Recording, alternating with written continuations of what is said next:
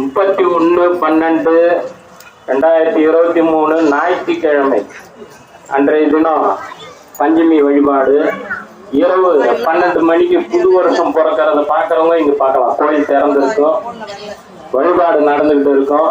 விளக்கு பூஜை சாயங்காலமே இருக்கும். புது வருஷம் பிறக்கும் போது அம்மாவை பார்த்து வணங்குறவங்க இங்கே வந்துடலாம்.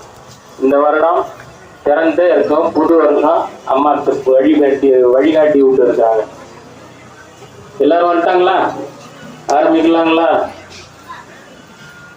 நீங்க தீபாவளி பார்த்துட்டீங்களா? அப்படி போயிட்டு பார்த்துட்டு வந்து எல்லாரும் நின்னா இடம் சாமி பாடணும்.